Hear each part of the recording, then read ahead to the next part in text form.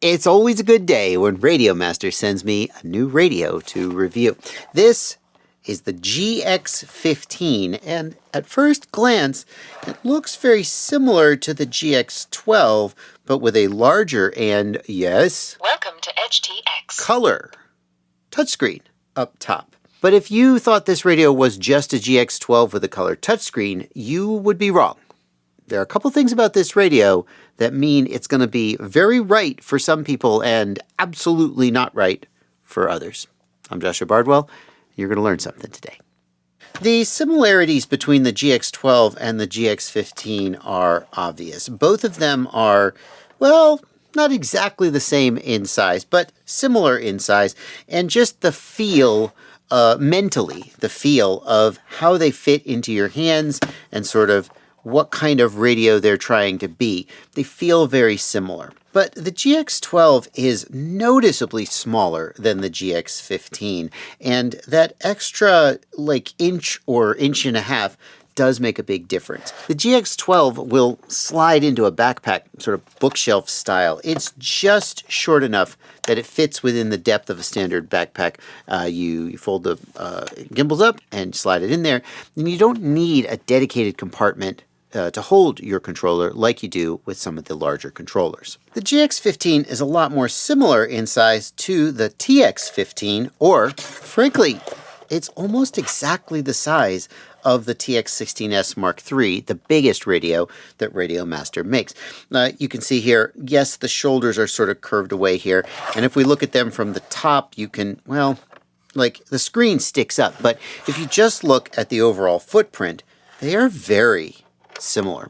And that's going to matter when you're trying to take it along with you, when you're thinking about how much space you have to allocate in your backpack or your bag to the radio. This is not a compact radio like the GX12. It is more compact in some ways than the TX16S, but it is a lot closer to the TX16S in size and space than the GX12. But that additional size comes with some advantages. On the GX12 here, our switches are micro-size switches, whereas on the GX15, they are full-size switches, the same as the larger radios. Likewise, the smaller size of the GX12 means that you don't get the AGO1 or AGO2 gimbals, the most premium gimbal that RadioMaster makes. You've got some kind of a weird gimbal that only appears in the GX12, and it's not a bad gimbal. Frankly, I'm a firm believer that unless the gimbals are absolutely horrible, they're not going to make the difference between you being a good pilot and a bad pilot. But I would like to be able to get the most premium gimbal that RadioMaster makes, and it's simply not available on the GX12 due to the smaller size of the radio. The GX15, on the other hand, can be ordered with the AGO2 gimbals. That's currently the highest end gimbal RadioMaster makes. They are full metal CNC. They have a solidity and heft to them. They have absolutely no play at the endpoints. If you press against the edge, the channel just doesn't move. It's rock solid, and they are fully adjustable. You see these screws around the outside. All of these screws are for the left travel, the right travel, up, down travel, centering. All of the adjustments that you would want to do are able to be done right here from the front of the gimbal. These are fantastic gimbals. Now, speaking of the AGO2 gimbals, I should let you know that I am reviewing the Max version of the radio. RadioMaster usually releases their radios in two sort of trim levels, the standard and the Max. The standard version will have standard Hall effect gimbals, not the upgraded full metal CNC AGO1 or AGO2 gimbals, and the standard version will also have plastic buttons, whereas the Max version will have metal buttons, CNC metal aluminum buttons. Oftentimes the Max version will also have custom color schemes. So for example, I'm not 100% sure whether this carbon fiber color scheme is only available on the Max or not. But the main things you get with the Max version are metal knobs and, well, there aren't actually many buttons. Okay, this buttons here, metal knobs and buttons, and most importantly, the upgraded gimbals. Obviously, the standard version is going to come in at a lower price. And that leads to the question, do you need the upgraded version? And I like to say that the AGO1 and AGO2 gimbals, they're kind of like getting leather upholstery on your car. Yeah, yes, leather is better upholstery in some objective ways, like it's easier to clean than fabric. But at the end of the day, leather upholstery in your car doesn't make you a better driver. It just means that when you get in your car, you go, oh, leather, oh yeah, and maybe it kind of like smells nice or something. The AGO1 and AGO2 gimbals will not make you a better pilot. They're nice to have. They feel nice. They are a pleasure to use, and I would 100% pay to have them on my radios just because it makes me feel like a big shot when I'm using them. But you don't need them, and you can save a significant amount of money by getting the standard version of the radio instead of the max version. The functionality of the radio in terms of like what it does, the switches and so forth, is exactly the same between the standard and the max version. It's just the cosmetic upgrades. As far as switches and knobs go, we've got a 2-position on the left shoulder, probably to be used for arming most commonly, 3-position, momentary 2-position, and 3-position. This is a pretty standard layout that's been used on radios going all the way back to the original TX16S. If we come around to the back side, we've got 2 sliders here, which are accessible while flying. If you hold the radio like this, the sliders are sort of there at your fingertip. Now, a lot of times I'll hold the radio kind of like this, right? I'll have it like this so I can have my, and so like my hands aren't in the way there. But depending on how you hold the radio, they may get in the way of your hands. And so RadioMaster provides with the radio an alternate shell here that is missing the slider. You would open up the radio, you would take the shell off, and you would physically uninstall it, just unplugs. You would uninstall the slider, and then you would put this in, and then you wouldn't have a slider anymore. So, it's up to you. The documentation that RadioMaster sent me also refers to the ability to have a momentary switch on the shoulder, which is something that I have really liked about the GX12. Like, I don't like that the GX12 doesn't have a 2-position here for arm. It's just all 3 positions. It's okay, I'll live with it. But I do like that it's got these additional momentaries. I make a lot of use of those. But that, I don't have that. It says in the paperwork that you can do that. Maybe it's something that they'll sell separately. It was not included with my radio. On the front of the radio, we have 3-position, 3-position, 3-position, 3-position, as you might expect. And then we go down here. We have 2 knobs. And we have the standard 6-position buttons that are used on modern EdgeTX radios, and they are programmable. So on older radios, the 6-position button was basically just like a potentiometer. You would press the buttons 1, 2, 3, 4, 5, 6, and basically it was like turning the potentiometer knob 1, 2, 3, 4, 5, 6. In other words, on older radios, you could not break out an individual button and have like this button be a toggle and these 2 buttons be exclusive. You could use them for different functions. These radios can. Modern radios can. And in fact, RadioMaster has done something very clever. They have, instead of organizing them here in 1, 2, 3, 4, 5, 6, which yeah, I could kind of reach those if I have my goggles down. I could kind of reach my finger over and feel 1, 2, 3, 4, 5, 6. But it's not that easy. Usually I put functions on these buttons that I'm going to just be looking and press the button, or I just don't trust myself. I trust myself to pull this switch to do that while I'm under the goggles. It remains to be seen how effective this will actually be, but by putting these in a triangle, it is much easier. There is a raised detent here, and by putting them in a triangle, you can feel the raised, I guess it's not a detent, it goes up instead of down. What is that? Detent? Protent, a bump, a hump, a bump. It's a bump. There's a raised bump right here, and you can feel that with your finger, and then you can reach left, right, or down to get the button that you want. That's pretty clever. We have the standard set of trim switches right here, and there is an extra set of trim switches, which you might think, well, what the hell is that for? Trim switches normally affect the 4 main gimbal channels, and the answer is whatever you want. This radio runs EdgeTX, and so it is fully programmable. We can make these be trims for some other control surface, if we're flying a fixed wing with fancy control surfaces, or we could just make these be momentary switches that do whatever we want. I had a video once where I set up the ability to change your video transmitter channel by going up and down, right? You could do that. Let's talk about EdgeTX. Welcome to EdgeTX. The speaker is so loud. It's a ridiculous, such a loud speaker. Holy crap. This is something that RadioMaster has added to their newest radios, the TX15S. It's a new like digital speaker. The nice thing about it is, check this out. If I take my GX12, I'm going to take my GX12 and I'm going to go into Express LRS and I'm going to change to 900 megahertz and I'm going to set my power to maximum. Turn dynamic off. So now we are running at 1 watt, 900 megahertz, and oh, that's my fan turned on. You may have had the experience before where you get like buzzing from your speaker when you do this. If I hold this next to the radio, there's no buzzing whatsoever. So, good. Sorry, I got distracted talking about the speaker. We were talking about EdgeTX.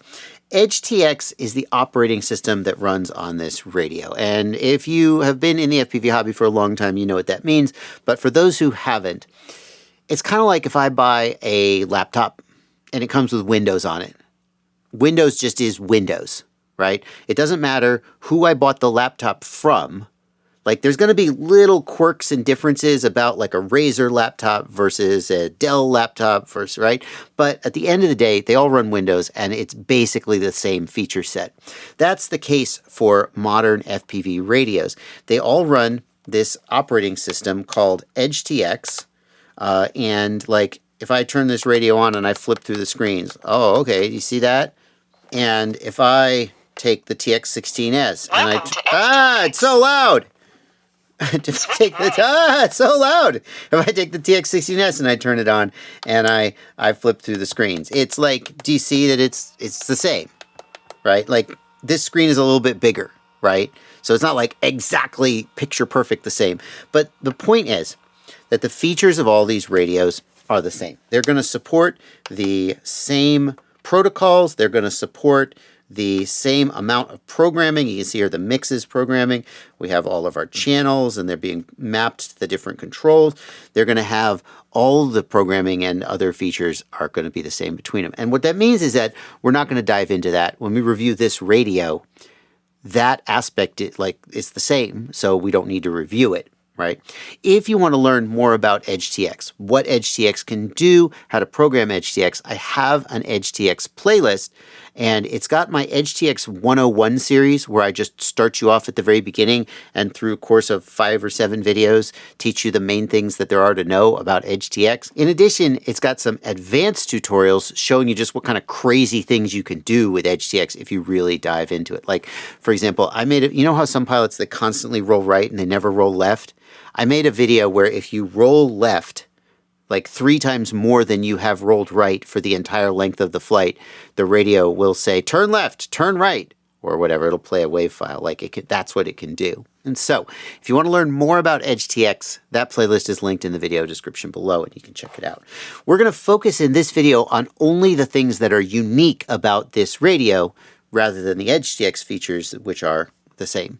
And one of the things that's unique about this radio is the controls. So if you look at my GX12, the sort of standard EdgeTX controls are a model button, a sys button, a return key, a page left, a page right, and a telemetry key, as well as a jog wheel, which is used as your main interface. If we look at the TX16S Mark III, we can see basically the same thing. Model, sys, return key, page left, page right, telemetry, and a jog wheel. But if we look at the GX15, those things are there. We've got a sys key and a model key. The jog wheel looks slightly different. It's a flat roller wheel. That's not so uncommon. But then here, where we normally would have 4 buttons, return, page left, page right, and telemetry, we have this rocker. And I'm okay with it. I've complained about this on other radios because other radios didn't label the rocker. Or they did it in some weird way that didn't really make sense, and they made it hard to follow along. I'm okay with it here because RadioMaster has labeled it, so when you go watch a tutorial and the guy doing the tutorial says, press the return key, press the page left or page right key, you will be able to find it. This will take me a little getting used to. Like pressing up for return, I'm so used to pressing the return key, that's going to take some adjustment, but I'm okay with it. I'm not mad about it because they labeled it. Now, you can see for yourself that this is a color screen compared to the black and white screen on the GX12. But it's more than a color screen, it is a touch screen. So, I don't even have to press the buttons if I don't want to. I can just, where's the return key? There we go. I can just tap. I've been doing this so long, you'll often see me use the scroll wheel, and you can 100% do everything you need to do with the scroll wheel. But you can also do 100% of what you need to do with tapping. It's just completely up to you which you prefer. I'm going to real quick go through here, and that will let me, number one, turn this knob down to turn the volume of the radio down so it's not shouting at me. And it'll also let me adjust the screen brightness by turning this knob. You can see it goes down and up. You're just looking at it on camera. That doesn't really tell you anything. I can tell you that RadioMaster rates the screen for up to 600 nits. And my experience is that is just about the bare minimum that you would want for use outdoors in bright sunshine. I would prefer to see 800 or even 1,000 nits. And since RadioMaster says up to 600 nits, presumably when a manufacturer says up to, that means that they actually aren't going to hit that number in the real world most of the time. So this is going to be bright enough to use in the sunshine, but maybe not quite as bright as you might like. And you might find yourself turning your body to shade the radio if you're trying to do something on the screen and the sun is super bright. There's another thing that's kind of annoying, which is it keeps dimming the backlight until I press the buttons. I would prefer that moving the sticks also lights the backlight up. At least for the sake of this video. You can do that by pressing the Sys key, and then you're going to page over to radio settings and backlight and mode. We're going to set the mode to both keys and controls. Oh, you know what? Let's just set it to on. Then the backlight will just be on all the time. Great. And then it won't turn on. Obviously, that's going to suck my battery down. I probably wouldn't want to do that for normal use, but for the sake of making this video, it's going to be great. You know, as long as I'm messing with special functions, the other special function that you're going to want to know about is the RGB LED special function, which controls these LEDs here around the gimbals. There's a whole bunch of pre-programmed colors and patterns, and we can pick that by tapping here and picking from this list. Let me just, I don't even know, I'm just going to pick one. Flow. No, flow. Oh. Beeford. Oh, okay. Or my favorite, off. All right, for the sake of RadioMaster advertising the functionality they put in here, I'm going to leave these on purple. But suffice it to say, you can have them do all kinds of crazy things. And again, because the radio is fully programmable, you can do things like they turn red when you're disarmed and green when you're armed, or just like as a visible warning that you're armed. You can have them change color as you raise and lower the throttle. You could do all kinds of things once you learn to program the radio, which this isn't the video where I'm going to teach you how to do that. As far as what receivers this radio is going to work with, it's not going to surprise many people that it comes with Express LRS. And you probably know what Express LRS is, but again, for those who are new here, Express LRS is an open source control link protocol. It is extremely long range, it is extremely low latency, and extremely feature packed. It is the de facto standard these days for RC control links and receivers in the FPV space, and it is slowly moving into the fixed wing and other such space. It's less prevalent in the fixed wing and surface space because those are so dominated by traditional radios like Spectrum and so forth, and there are features that those receivers have, like a Spectrum airplane receiver might have gyros with stabilization because those planes don't have flight controllers. A surface receiver might have automatic sort of stabilization to keep the car going straight even when the wheels are bouncing around. Express LRS receivers don't yet have that functionality. Well, they're starting to have a little bit of that functionality, but those are the reasons why in the traditional RC and surface space, you don't see Express LRS moving in as much. But in the FPV space, where damn near everything you have has a flight controller on it, and all you want is just a good receiver to carry your control link, Express LRS is by far the most popular. So this radio is going to bind to, I don't know what I'm looking for, there's nothing to see. It's going to bind to Express LRS receivers, and they are widely available at a price point of $15 to $20. They'll go tens of kilometers, and they're just fantastic technology. Now, Express LRS comes in two flavors. Well, more than two flavors, but mainly two flavors. And that is 2.4 gigahertz and 900 megahertz. So if we look here, we can see the packet rate, and all of the packet rates, nowhere does it mention a frequency band. It doesn't say, well, here, take a look at this radio. This is a dual band radio. It can do both 900 megahertz and 2.4 gigahertz.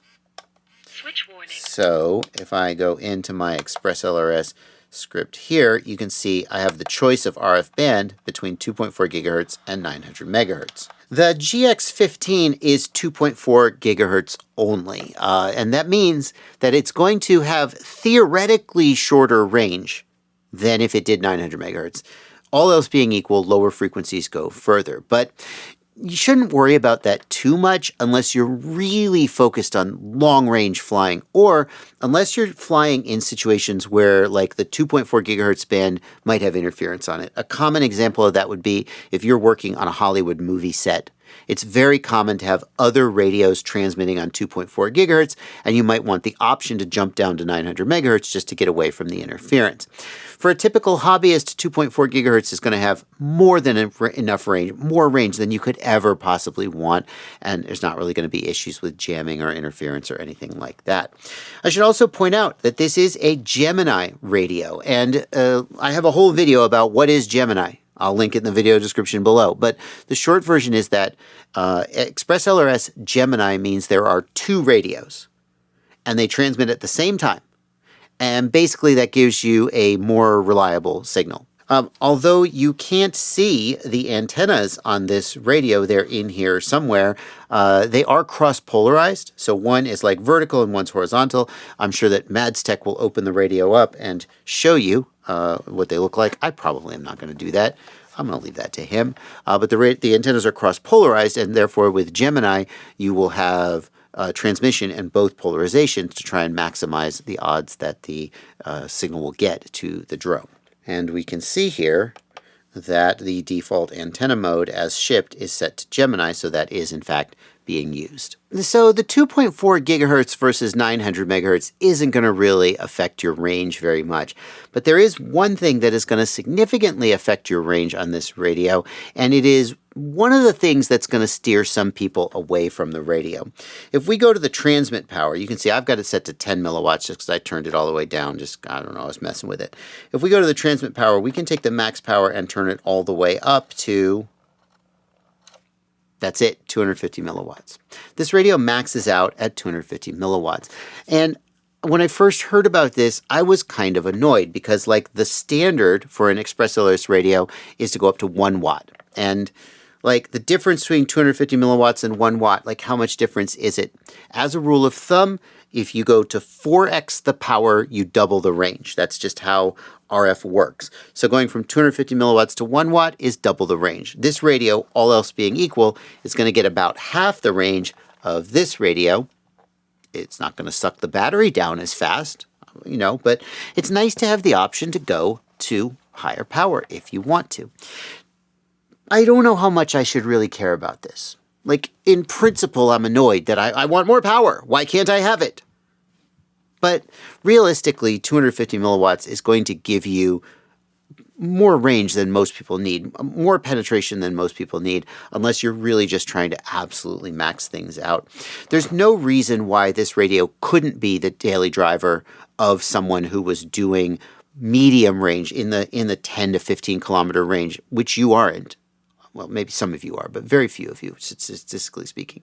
There's no reason this couldn't be the radio of someone who flies like in a bando around concrete walls and stuff, or brick walls. But if you are that person, you're eventually going to hit a point where you have to turn the power up. Like, you could make the argument, well, your video transmitter is going to cut out first. And my opinion is that 250 milliwatts is right on the edge of where your video transmitter might not be able to keep up and you might wish you could turn the power up a little bit. Especially if we back out here and look at the packet rate, remember that Express LRS has the ability to use higher packet rates with lower latency. And notice here, 115 dBm, minus 115 dBm is the receive sensitivity for this 50 hertz packet rate.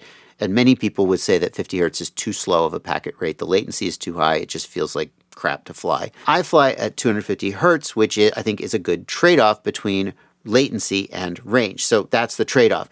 As you go to a higher packet rate with lower latency, you get decreased range. Notice that the receive sensitivity at 250 hertz is minus 108 dBm, whereas at 50 hertz is minus 115 dBm. So that's a 7 dB difference. 6 dB of difference is 4 times the power, is double the range. So basically at 250 hertz, you're getting half the range of 50 hertz. But if I could turn my power up from 250 milliwatts to a 1 watt, that would cancel that out, and I can't. So if you really care about latency and you like to run at the fastest possible packet rates, that increases the odds that you're going to hit a situation where you wish you had that additional output power. But if you're willing to compromise a little bit of reduction in range, or maybe a little bit of increase in latency, then you're going to be fine with the output power on this radio. You just have to figure it out. You have to decide if you're okay with it. I've shown you this color touchscreen, but I haven't really shown you the power of the color touchscreen. The reason RadioMaster made this radio is because they knew that, well, everybody likes a color touchscreen, but they knew that people might want to be able to glance down at the radio and see statistics and stuff as they're flying, especially people doing traditional RC with like line of sight aircraft. Like if you're an FPV pilot, all your stats are just in your goggles. But if you're flying line of sight, if you're flying, I don't know, like you could bind this to a car. If you're doing a surface model, you're going to look down at the screen and you're going to want to see your stats. And none of those stats are there. What I actually have to do is I can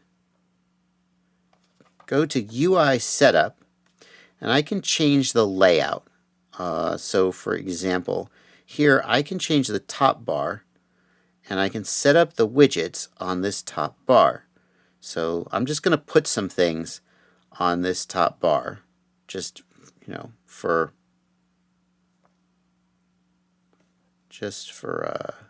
demonstration purposes. Okay, so here I've put a bunch of stuff across the top bar here. The main thing that I like to do with this is I put telemetry data from the drone, like the drone's battery voltage, the number of satellites it has locked. In order to demonstrate that, I'd have to bind this to a real drone, and I haven't done that yet. So here I've put a bunch of information across the top bar. In addition to that, I can back out. I can actually have different screen layouts here. Widgets for the main screen. So select widget. What would I like to put there? Outputs. First channel. Let's do 5, 6, 7, 8, 9. And yeah, there we go. So here I've got channels 1 through 7. Oh, well, I should have put 8 there. I can see all my channel outputs. Fine, right? That's cool. I could put a picture of my aircraft. Yeah, so I can set this screen up any way that I want it, and I can set up multiple screens which are accessible by swiping left and swiping right on the main screen. This is one of the main selling points of these big color touchscreen radios, but if you look down at the TX16S, I have to look down. It's a little lower. It's not as easy to see, and with this, it's nice and high above my hands. As you might guess, I have a whole tutorial about setting up widgets on the RadioMaster TX. It's on the TX16S, but it's exactly the same here as the GX15, and I'm going to put a link to that in the video description below. It'll show you all the different things you can do setting up the widgets, and it'll show you an example of how I like to set up the widgets on my radio, at least I'm sure it's changed since then, but at least at the time that I made that video. Here on the back side is the USB port that is used to charge the batteries, as well as connect to a computer. You can connect this to a computer and use it as a joystick for your simulator. We have an earpiece, and we have that's just for the audio outputs, and we have a trainer port. So if you want to do buddy box with this or a head tracker, it does have a trainer output. It's got a nice metal handle. I like that. It helps me carry it without dropping the radio. And we have the battery bay. It comes with this I don't believe it comes with the batteries. Mine did, but I think they usually expect you to buy the batteries separately. But it does come with this tray. I would actually recommend this, the RadioMaster 6200 milliamp hour 2S battery. You can see it fits in there with just a little room to spare. It's going to last a lot longer than these 18650s, but use whatever you like. And then here you can see the SD card slot. This radio does have internal storage.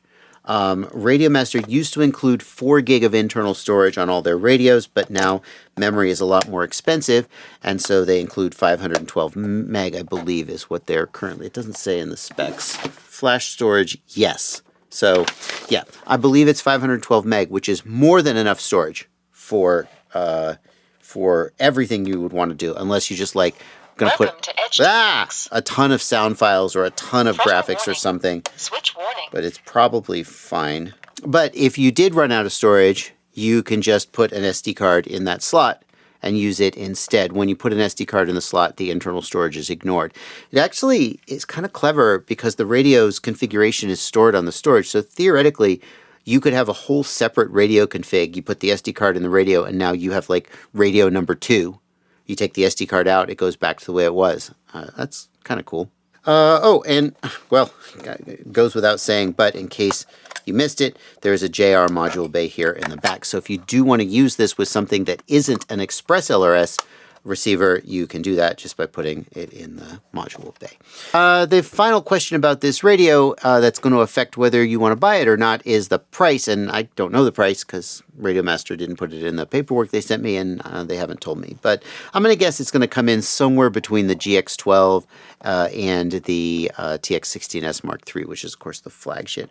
I would guess it would come in the $150, $160 range, but obviously you could just see when it comes out. If you do decide to pick it up, there are links in the video description below. They are affiliate links. It means a lot. If you're going to buy this radio or you're going to buy anything, go to the links in the video description, click the link, and then make your purchase. And I just get a little commission off that purchase. Doesn't change your price at all. It's just your little way of telling the vendor, hey, Bardwell sent me. And it's a small amount, but it does add up, especially as much money as we both know you spend on this hobby. So those links are down below. If you aren't sure which of these radios is the radio for you, I did a big roundup of all the RadioMaster radios, almost all the RadioMaster radios. There's a ton of them. This one is very nice, but there might be another one that's perfect for you. And I'm going to put a card on screen and a link in the video description below to my roundup of all the RadioMaster radios that might help you refine your, see maybe this is the best radio for you. And when you watch that video, you'll be like, oh no, now I really am sure that's the best radio for me. Check it out. I'll see you there.